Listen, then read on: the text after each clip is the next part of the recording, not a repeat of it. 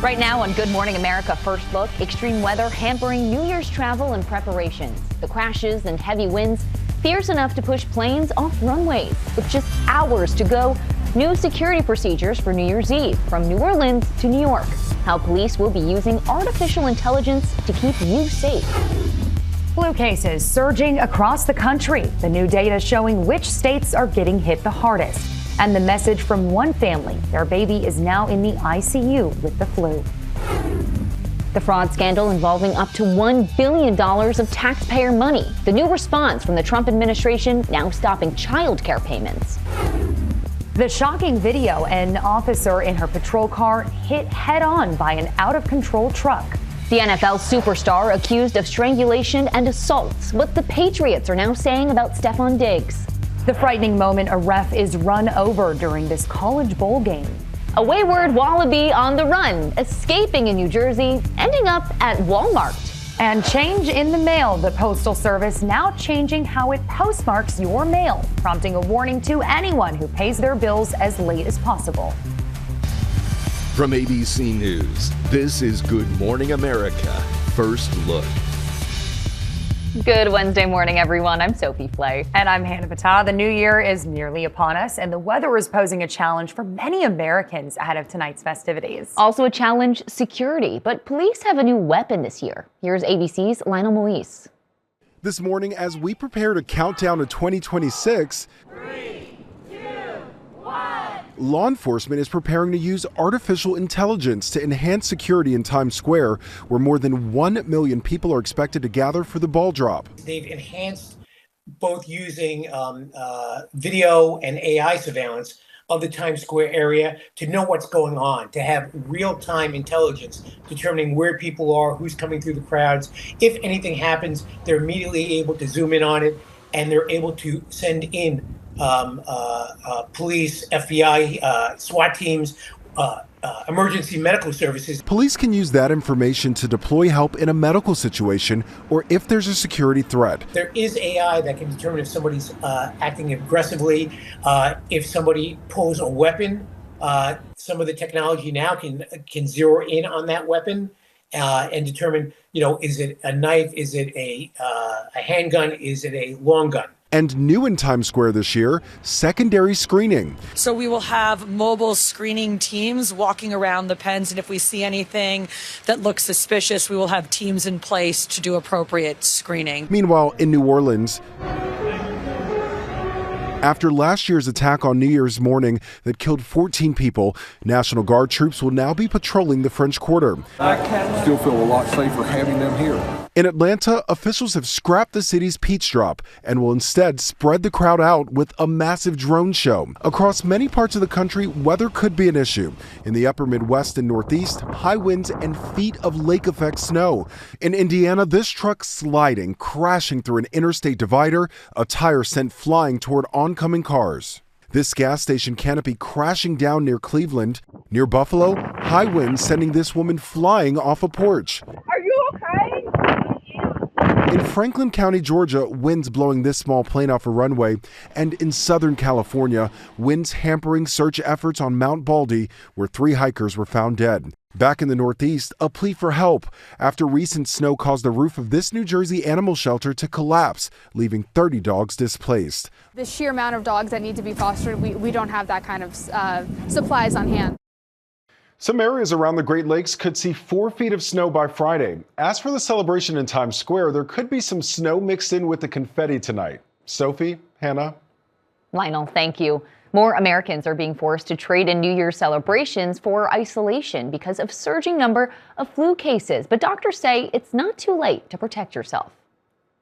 This morning, flu cases skyrocketing. New data shows the number of flu-related illnesses nationwide jumped by nearly 3 million since the CDC's previous report earlier this month, with more than 30,000 new hospitalizations and 1,200 additional deaths. Some hospitals are overwhelmed. We're as full as we can be, actually. So we have quite a bit of boarders, patients that are in untraditional spaces, where we're trying to find safe places to take care of people. The CDC also reporting 5 new pediatric deaths. Looking at the map, these 29 states are reporting the 2 highest levels of flu-related activity. The states in orange are seeing high activity, and those in red, very high activity. In Georgia, 4-month-old Oliver is spending the holidays in the ICU. His family sharing this message. It doesn't matter if it's not a big deal to you or me. If you're sick, just stay home. To us, it's just a cold, but to them, it could literally take their life. Experts say vaccination rates among kids, down 10% from pre-pandemic levels,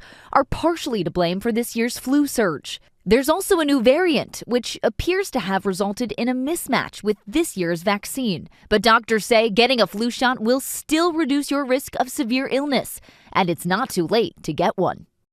And the new CDC data is from before Christmas, so the current flu levels are likely even higher. The first known U.S. attack on Venezuelan soil has escalated tensions in the Caribbean. The attack was reportedly a drone strike carried out by the CIA, which has been operating covertly in Venezuela. President Trump says the strike destroyed a dock where drugs were allegedly being loaded onto boats. So this is certainly an unprecedented use of power against Venezuela, but it's not an unprecedented use of presidential power. And the president has lined up the legal authorities that he needs to use the CIA as a counterterrorism weapon. The Venezuelan economy depends on 2 things, oil and cocaine. And so the president has already set up a quarantine of oil coming out of Venezuela. So he's just being consistent here and going after the cocaine that also supports much of the Venezuelan economy. This latest escalation comes after the U.S. launched airstrikes on dozens of alleged drug boats. A major development as authorities investigate a possible billion-dollar fraud scheme involving taxpayer money. The Trump administration says it will now freeze child care payments to Minnesota. ABC's Nicole D'Antonio has the details. Nicole, good morning. Sophie, good morning. Dozens of people have already been convicted in Minnesota for stealing millions in taxpayer money meant to help those in need. And now a viral video is prompting action from the White House. The Trump administration now says it's pausing all federal child care payments to Minnesota amid allegations of widespread fraud in the state. We believe the state of Minnesota has allowed scammers and fake daycares to siphon millions of taxpayer dollars over the past decade. The move blocks $185 million in funding to daycares provided by Health and Human Services. That money should be helping 19,000 American children, including toddlers and infants. Any dollar stolen by fraudsters is stolen from those children. Minnesota Governor Tim Walz firing back, accusing President Trump of, quote, politicizing the issue to defund programs that help Minnesotans, adding, we've spent years cracking down on fraudsters. It's a serious issue, but this has been his plan all along. The decision by President Trump comes days after a self-proclaimed independent journalist released a video claiming some daycares receiving public funds were not actually providing any child care. I want to put my son Joey in daycare. But questions about these centers are not new. For months, our Minneapolis station KSTP has been investigating why many daycares continue to receive taxpayer dollars despite numerous violations. Now, these developments are renewing attention on a broader fraud scandal involving Minnesota's social services programs. Multiple schemes have targeted government programs meant to feed children, help kids with autism, and assist people with housing. Prosecutors claim the fraudsters billed the government for services never provided. And the Trump administration is demanding Governor Walz audit the daycare centers, but he says he's spent years shutting down and auditing these high-risk programs. Hannah. Nicole, thanks. The Postal Service is changing the way mail is postmarked, and that could affect your bills and other important documents. Mail is typically postmarked the same day you drop it in the mailbox, but now the postmark date will reflect the day an envelope is processed at a mail facility. That could be a day or more later. That means time-sensitive material like bills and election ballots could miss deadlines if they are not sent in ahead of time. The Postal Service says this change is part of a plan to modernize systems. Time now for your New Year's Eve weather. Good morning. Lake effect snows and a front brings additional widespread snows to the Ohio Valley all the way into the northeast. Even some snow showers around New York City around midnight. Additional 2 feet or more in parts of central and upstate New York. A lake effect snow through the end of the week. Flurries and snow showers in Times Square might be a dusting. Feels like 20s. Actual temperature at midnight around freezing. New storms coming into the west. That'll continue over the next couple of days. 1 to 2 inches of rain. There's more rain into New Year's Day. It'll dry out as we go into next week. That's your forecast. I'm ABC News meteorologist Lee Goldberg. Happy New Year. Coming up, a major bank heist, how thieves made off with millions. Also ahead, the NFL star accused of strangulation and assault. What the Patriots are saying about Stephon Diggs. And a wild crash, a car slamming into a pool and onto a roof. Between Kiowa and Jackson, a vehicle just hit me head on. That deputy in Kansas reporting she was hit head on by a truck after it drove off the road and came launching straight into her vehicle. She's okay. The truck driver fled the scene but was later arrested. And a wild crash in Nevada. This car crashing through the backyard wall of this home, then landing on the roof of the pool house. The homeowner was just about to enter his hot tub. The driver was thrown from the vehicle and into the pool, but survived. We turn now to the NFL star facing strangulation and assault charges. A woman claims Patriots receiver Stephon Diggs slapped and tried to strangle her. This morning, Stephon Diggs, the New England Patriots star and boyfriend of rapper Cardi B, is facing multiple charges after an employee claimed Diggs smacked and choked her. According to a police report, the woman says she was working as a private chef at Diggs' home when the two had a dispute over her pay. She says they argued over text before things got physical on December 2nd when she claims Diggs entered her unlocked bedroom, smacked her across the face, then tried to choke her and allegedly threw her onto the bed and said something to the effect of, "Thought so," before walking out of the room. Authorities now pursuing felony strangulation or suffocation and misdemeanor assault and battery charges. His attorney says Diggs categorically denies these allegations because they did not occur, and he looks forward to establishing the truth in a court of law. The Patriots, who signed Diggs to a 3-year, $69 million contract, saying we support Stephon and will cooperate fully with the appropriate authorities and the NFL. The question now, with the Patriots heading to the playoffs, will Diggs, the team's leading receiver, be allowed to play? Many fans are conflicted. You can't have this type of stuff if it's true. You don't want to lose the guy, but do you want this guy putting on your jersey? When I see the hard evidence, then I'll maybe have an opinion then, but right now, no, go Diggs. I love him. He's a good guy. Stay strong, and we're all rooting behind you. Diggs is due in court January 23rd in the middle of playoffs. His attorney was quoted saying Diggs has offered his accuser a financial settlement. A potentially record-breaking bank heist overseas. Police say thieves in Western Germany used a large drill to break through a basement wall and gain access to a bank's safe deposit vault, stealing the money and property belonging to thousands of customers, possibly worth $100 million. Masked men were later seen carrying bags through a nearby parking garage. Coming up, new trouble involving self-driving taxis. Also ahead, the wayward wallaby that escaped and ended up at Walmart. We're back with a 31-car train derailment in southwest Kentucky. One car of the CSX train was carrying molten sulfur and caught fire. People in the nearby city of Trenton were told to shelter in place. That order has now been lifted. The cause is under investigation. There's been another mishap involving a self-driving taxi. A Waymo drove into an active fire scene in LA. The car with a passenger inside drove by the road flares blocking the street. Car stayed for about 10 minutes before making a U-turn. Waymo says the car did not disturb firefighters. The search for New Jersey's most famous marsupial is finally over. Rex the wallaby is back home after a 24-hour adventure that ended with a stare down in a Walmart parking lot. Clarissa Harper was picking up milk in Williamstown, New Jersey, when a 3-foot-tall animal hopped across her path. And I'm leaving the parking lot and I look over, like something's hopping in front of my car. I couldn't contain my excitement for this, whatever. I was like, it's a kangaroo. Rex, who's actually a wallaby, escaped the Lots of Love Animal Sanctuary and Petting Zoo Monday. Volunteers then scouring the area. Drones were even used in the search. Caitlin Evangelista and her mom were out looking for Rex when Caitlin spotted something behind a fence near the local Walmart. I screamed stop, I think I see it. And then, I tried to get a closer look and I saw that, it was a wallaby. And I was just I couldn't believe it. There's no way we just found this thing that's been lost for hours.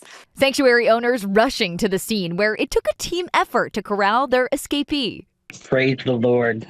Praise the Lord. It's a lot of prayers. It's really hard to catch a kangaroo. I don't know if you've ever done that, but it's hard. So, you know what? It was a whole boatload of prayers. All the help is great, but he's a tricky little bugger. The owners say from now on, they'll be double checking the locks on that enclosure. Yeah, I've never caught a kangaroo, but they say they never could have caught Rex without those volunteers. Takes a village, right? Coming up, Shaquille O'Neal's promise to a man who's 7 feet 3 inches tall. Plus, Ryan Seacrest reveals a secret about hosting New Year's Rockin' Eve. Time to check the pulse. We begin with Ryan Seacrest revealing how he prepares for tonight's New Year's Rockin' Eve. He says his biggest concern is paying attention for that 11 count to make sure the countdown from 10 is correct. He also takes extra time preparing for the cold weather. I have double, the thermals, thermals. I cut a big hole here so I can get my tie and my shirt on. I have warmers in my boots, warmers in my gloves. I have those patches that are warm taped to my stomach and around my waist because it gets cold and windy. The thing is the mouth, no matter what, all that stuff you do, the mouth freezes I've learned after 20-some years, nobody listens to what I'm saying. So it's just as long as we're standing there and smiling and pointing, and get the 10 to Happy New Year right, and we should be good. The cutting a hole, brilliant idea. I would have never thought of that. Musical guests tonight include Diana Ross, Mariah Carey, and Post Malone. The new ball, by the way, is the biggest ever. It'll also be lit up in red, white, and blue after midnight and will drop again July 3rd for America's 250th birthday. Next, sometimes guys just gotta eat, even if he's playing in the NFL. Case in point, Bengals quarterback Joe Burrow, who was hungry during Sunday's game.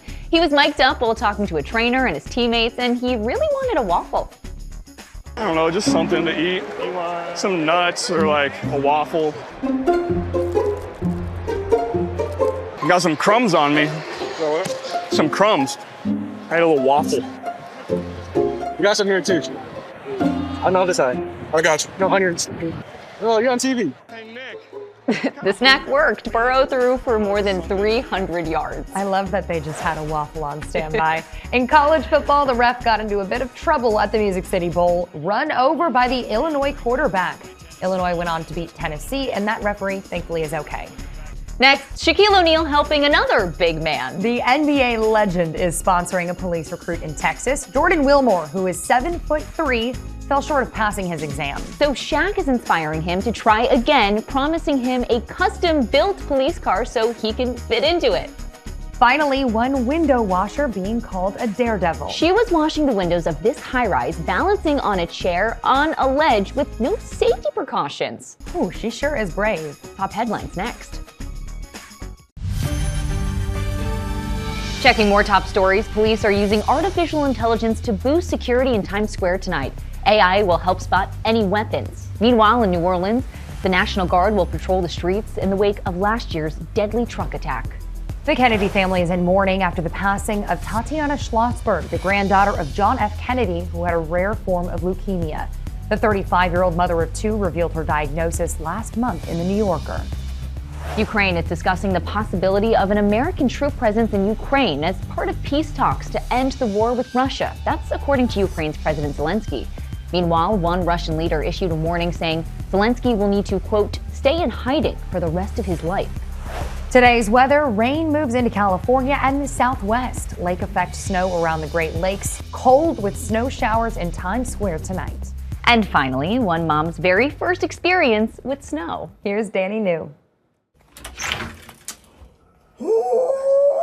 After 63 years of waiting, Rose Peters has finally gotten to see snow.